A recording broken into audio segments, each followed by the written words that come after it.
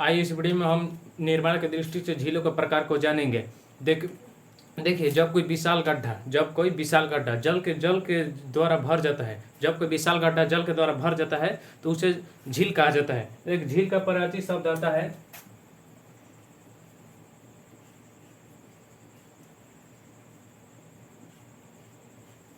झील, जलाशय। मतलब झील को जलाशय भी कहा जाता है। तो देखिए, जो इसको संधि विच्छेद करेंगे तो जल प्लस आशय, संधि विच्छेद करेंगे तो जल प्लस आशय। अगर तो मतलब आशय का अर्थ होता है घर और जल का अर्थ होता है पानी, मतलब कि पानी का घर। तो इस तरह कि जब कोई विशाल गड्ढा जल के द्वारा भर जाता है तो उसे झील कहा जाता है। तो देखिए, झीलों का आकृति विभिन्न प्रकार की होती है और इनमें प्रकृति विभिन्नता भी पाई जाती है। कुछ झील चौड़ा होती है, कुछ झील लंबा होती है, कुछ झीलों के पास बहुत सारे पेड़ उगे होते हैं, कुछ झीलों में बहुत आपको एक पत्थर देखने को मिलेगा, वो बहुत सुंदर सुंदर। तो इस तरह झील हमारे पर्यटन के लिए बहुत ही महत्वपूर्ण हो जाता है। तो चलिए, इस वीडियो में हम खासकर निर्माण की दृष्टि से जो भी झीलें बनती है उसको हम जानेंगे। तो पहला झील है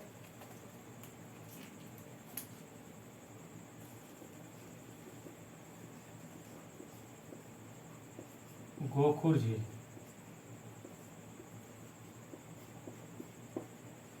पहला झील है गोखुर झील। तो चलिए अब गोखुर झील के बारे में जानते हैं। देखिए, गोखुर झील जब नदियों में अवसाद की मात्रा बढ़ जाती है, नदियों में अवसाद की मात्रा बढ़ जाती है तो उनके मार्ग में विसर्पण पैदा हो जाते हैं। क्या विसर्पण पैदा हो जाते हैं, जिसके कारण ये विसर्पित भाग अपने मुख्य भूमि से कटकर अलग हो जाते हैं। जिसके तो अलग हो जाते हैं तो एक झील का निर्माण हो जाता है जिसकी आकृति गाय के खुर के समान होता है, जिसे गोखुर झील कहा जाता है। जैसे देखिए, ये गोखुर झील का निर्माण प्रक्रिया का चित्र है। तो देखिए, ये जो जल है प्रारंभ में, ये नदी का जल ऐसे आएगा, ऐसे नदी का जल सो जाएगा, लेकिन यहाँ पर अवसाद है। ये देखिए अवसाद है, तो यहाँ से टकराएगा, यहाँ टकराएगा तो फिर इधर आएगा, फिर ये सोचेगा हम सो जाए, लेकिन फिर यहाँ से ये टकराएगा तो फिर ये इधर आ जाएगा, फिर ये सो जाएगा। इसी तरह से ये ऊपर उठेगा, ये धंसेगा, ऊपर उठेगा धंसेगा, ऊपर उठेगा धंसेगा, और अंत में गाय के खुर के समान आपको अलग जमीन देखने को मिलेगी जहाँ पर जल स्थित रहेगी और उसकी आकृति गाय के खुर के समान होती है, जिसके कारण इसे गोखुर झील कहा जाता है। आपको गोखुर झील के बिहार में दो झील महत्वपूर्ण है गोखुर झील के लिए, जिनमें से पहला का नाम है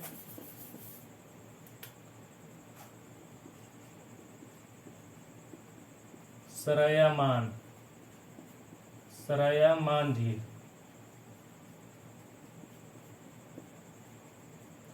दूसरा है कांवर झील।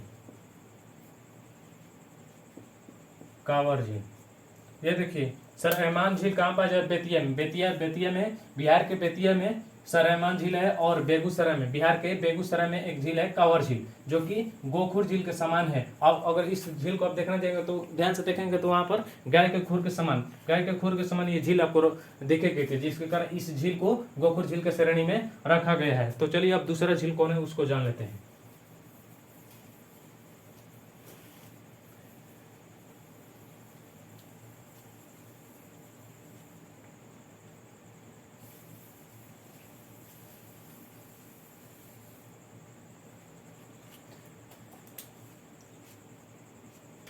दूसरा है क्रेटर झील।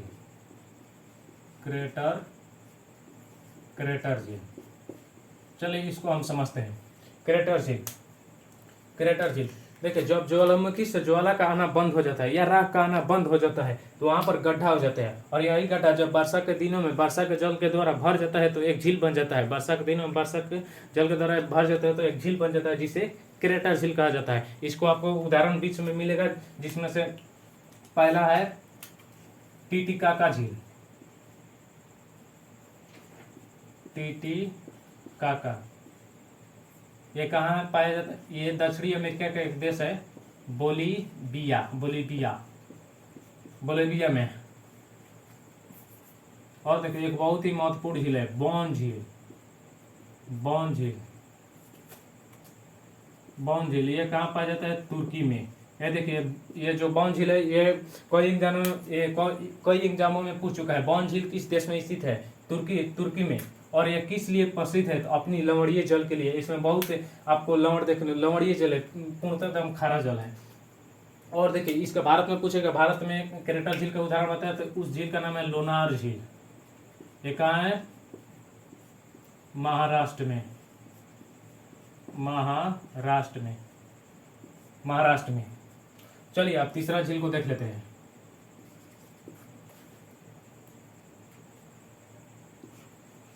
तीसरा झील है लैगून झील। तीसरा झील है लैगून झील। तो देखिए लैगून झील के बारे में आप समझते हैं। लैगून झील, लैगून झील क्या होती है? देखिए समुद्र के समुद्र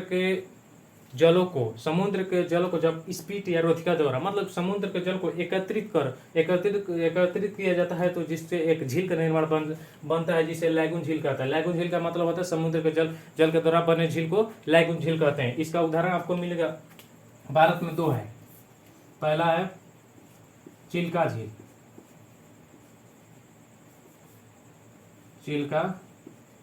चिल्का झील ये कहाँ है? उड़ीसा में। उड़ीसा में। दूसरा है पुलिकत झील। पुलिकत ये कहाँ है? आंध्र प्रदेश। आंध्र प्रदेश में। चिल्का झील भारत का सबसे अधिक लवणीय जल वाला झील है। कौन? चिल्का झील। पुलिकत झील आंध्र प्रदेश। एक ही झील का उदाहरण है लैगून झील का। लैगून झील का। अब आते हैं चौथा झील में।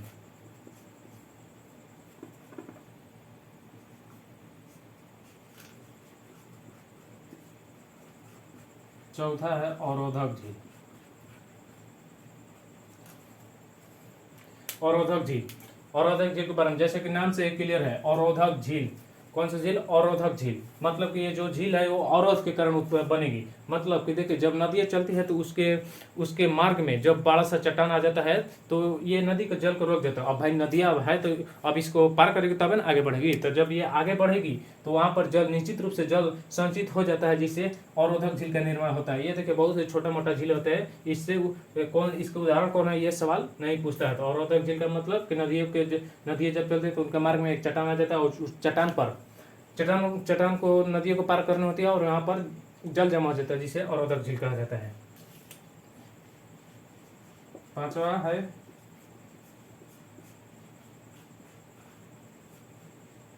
हिमानी झील।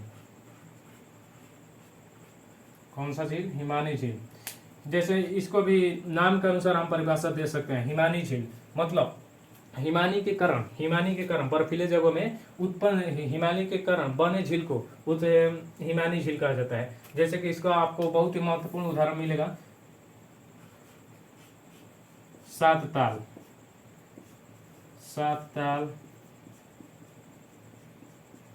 नैनीताल,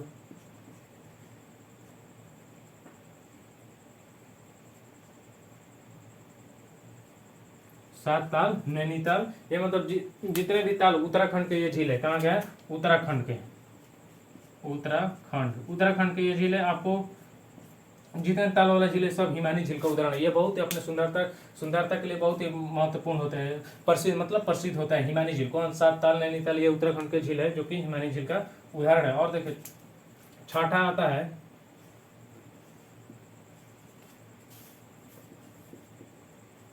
धनसान घाटी का झील।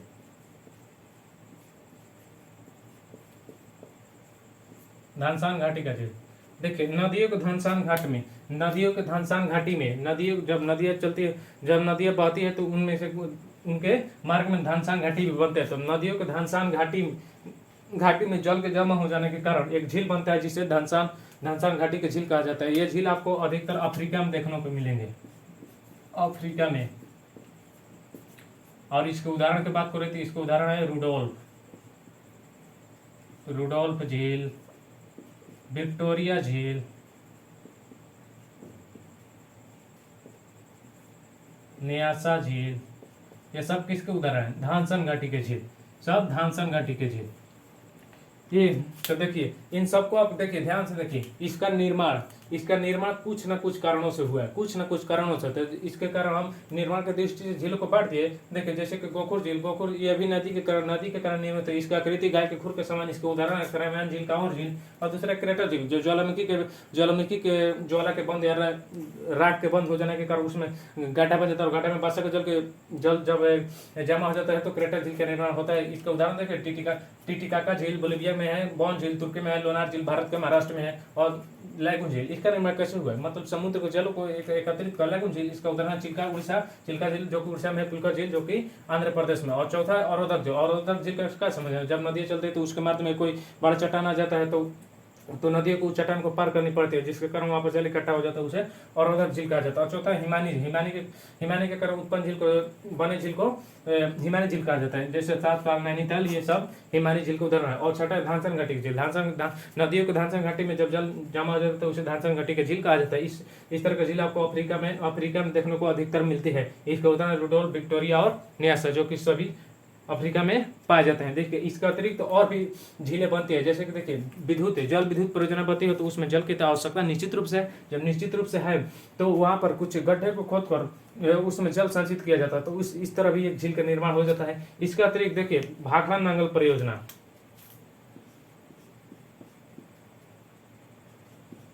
भाखड़ा नांगल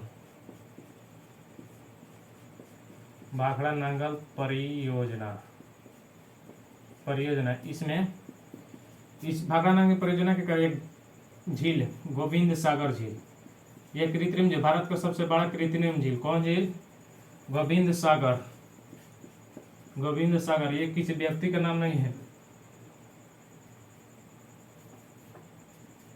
बल्कि मानव द्वारा निर्मित भारत का सबसे बड़ा कृत्रिम झील है गोविंद सागर झील। तो भाखड़ा नांगल परियोजना के कारण किस झील का निर्माण हो गया? गोविंद सागर झील। तो देखिए इस तरह ये झीलों का निर्माण विभिन्न तरीकों से हुआ है। तो आप अब बांट सकते हैं, निर्माण की दृष्टि से झीलों को हम बांट सकते हैं। तो देखिए अब कन्फ्यूज होता है कि झील क्यों होता है, झील के उपयोग क्या होते हैं। देखिए झील का पहला तो बात है पर्यटन के लिए, पहला साफ बात है पर्यटन के लिए होगा ही। और देखिए इसमें दूसरा सबसे महत्वपूर्ण बात है बाढ़ को संतुलन करना।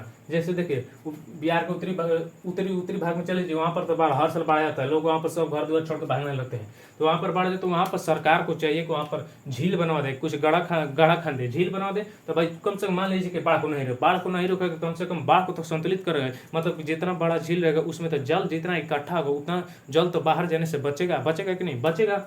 और देखिए इसका दूसरा महत्वपूर्ण इसका कार्य क्या है? सुखाड़ के समय इसमें जल संचित रहता है, जिसके फसलों के सिंचाई में आप उपयोग कर सकते हैं। तो इस तरह झील के हमें बहुत सारे लाभ देखने को मिलते हैं। तो चलिए यह निर्माण की दृष्टि से संबंधित यह वीडियो यहीं पर समाप्त होता है।